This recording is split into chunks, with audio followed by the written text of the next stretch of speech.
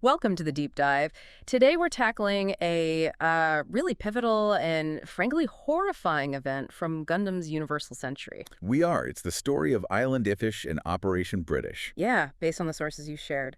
Our goal here is to understand how a perfectly normal civilian space colony became a weapon, a WMD, really. And right at the start of the one-year war, too, Hmm. the first week, it really sets the tone. It absolutely does. So let's set the scene. Island Iffish. It wasn't just some random outpost, right? No, not at all. It was the capital colony of Side 2, which was also known as Hat. Okay, and it was one of those huge O'Neill cylinders, big rotating habitats. Exactly. Standard design for the era. You had picture it filled with civilians, millions of them, under Federation administration, a home. A densely populated home, yeah, not a military base. Which makes what happened next even worse. Right, because then comes January 3rd, UC 00079. Zeon launches this massive surprise attack. Side 1, Side 2, including Hat, obviously, and Side 4, all at once, basically. And this kicks off the one-week battle. Just extreme violence. Nuclear strikes on Fed fleets, and, well, the gas attacks. Yeah, poison gas used on colony populations, it's brutal. And Island Iffish wasn't just collateral damage. No, it was chosen, specifically selected for Operation British. That operation, it shows Zeon's strategy right out of the gate. They wanted a knockout blow. A blow aimed squarely at the Federation's heart, Joburo, their main command center, buried deep underground in South America. Deep in the Amazon, yeah. Yeah. Heavily fortified.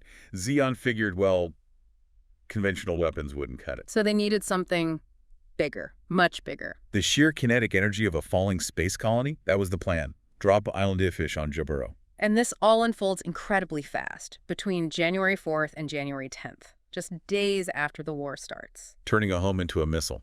But even before they moved it, there's that darker step. The depopulation. The sources say Zeon used poison gas, maybe G3 nerve gas, on Island Iffish first. To kill everyone inside. The entire civilian population. Estimates run as high as, what, 20 million? It's staggering.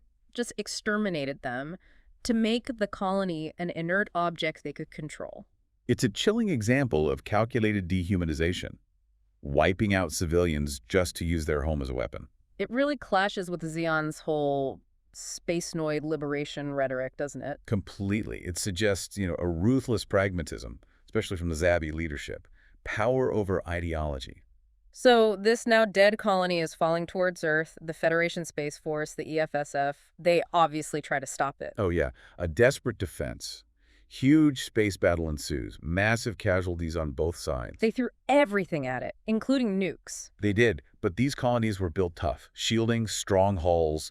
Initial attacks didn't stop it. So it keeps coming, but then, as it hits the atmosphere over the Arabian Peninsula. It starts to break up unexpectedly. Maybe battle damage, maybe just the incredible stress of re-entry. Right, it fragments Yeah. into at least 3 big pieces, plus smaller bits. Which, ironically, saved Jaburo. That Yeah. wasn't Zeon's plan, the fragmentation. No, but it sealed Sydney's fate. The largest piece hits Sydney, Australia, January 10th. The impact energy. It's almost impossible to grasp.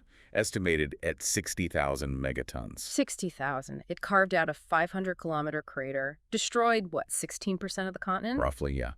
Immediate deaths in Sydney alone estimated around 200 million.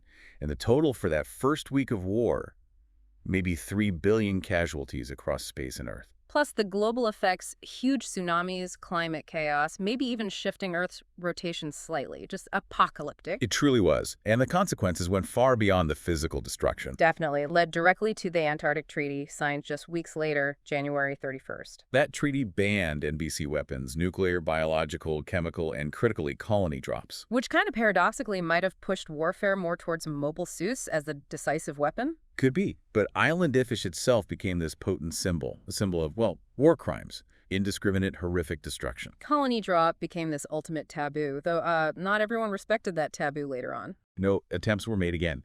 But the sheer horror of Sydney really galvanized the Federation. It ensured the war would be long, bitter, and deeply personal. So wrapping up, we saw Island Iffish go from a bustling capital to a horrifying weapon, the mass murder of its people, the failed strike on Jaburo, and then the absolute devastation of Sydney. The impact was immediate, global, and catastrophic. It's a terrifying benchmark for the brutality of the Universal Century, right from day one. The scale is just immense. It really makes you think, considering the scale, the intent, How does Operation British change how you view the entire UC timeline, the motivations of Zeon, the Federation? And what about the ban? The fact that they tried to outlaw colony drops, but the idea persisted. Yeah. What does that tell us about future warfare, even with advanced tech? Something to really mull over.